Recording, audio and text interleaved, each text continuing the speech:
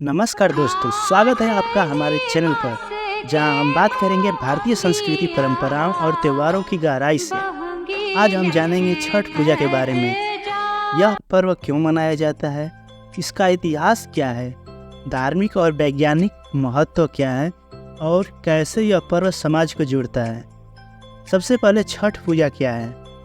छठ पूजा एक ऐसा पर्व है जिसमें सूर्य देव और छठी मैया की आराधना की जाती है। यह पर्व विशेष रूप से बिहार, झारखंड, पूर्वी उत्तर प्रदेश और नेपाल के तराई क्षेत्रों में मनाया जाता है, लेकिन आज इसकी लोकप्रियता देश विदेश तक फैल चुकी है। यह पर्व कार्तिक शुक्ल पक्ष की षष्ठी तिथि को मनाया जाता है, यानी दीपावली के छठे दिन।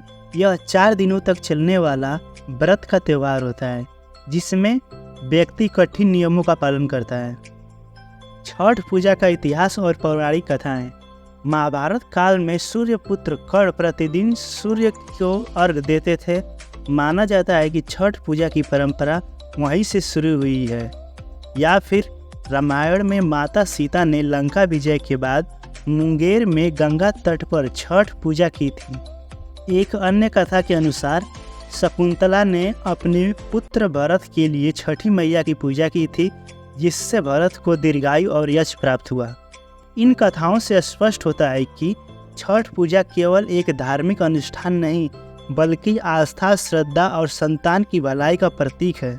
इस त्यौहार में सूर्य देव और छठी मैया की पूजा क्यों की जाती है।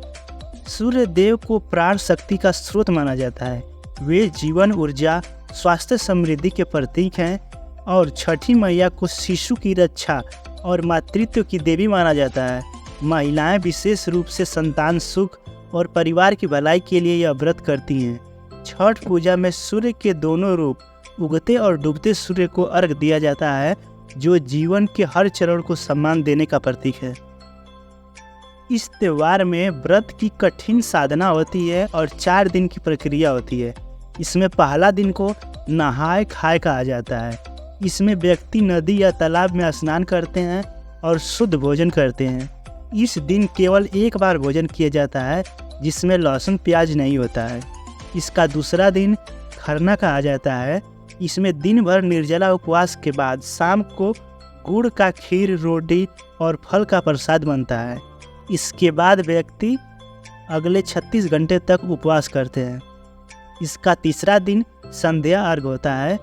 व्यक्ति नदी या तालाब में जाकर डूबते सूर्य को अर्घ देते हैं और उनका पूरा परिवार घाट पर एकत्र होकर लोकगीत गाते हैं, पूजा होता है, बहुत सारा डीजे बजता है, पटाखे छोड़े जाते हैं और लड़के मेला भी देखते हैं जहाँ जहाँ पर मेला लगता है।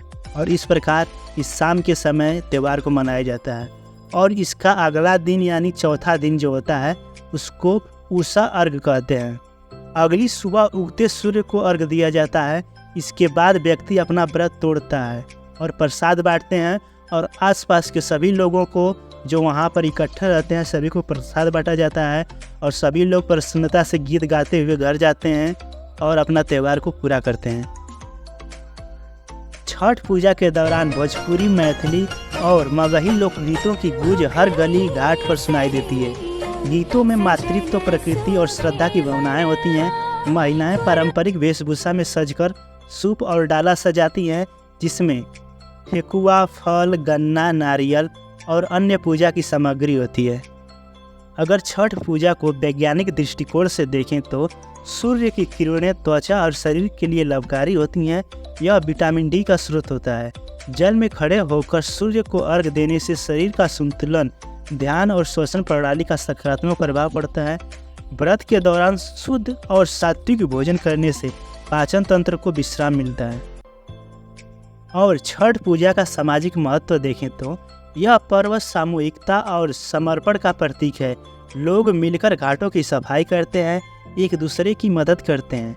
यह पर्व जाति, वर्ग और धर्म से ऊपर उठकर सामूहिक एकता का संदेश देता है। प्रवासी भारतीय भी विदेश में छठ पूजा मनाकर अपनी जड़ों से जुड़ाव बनाए रखते हैं।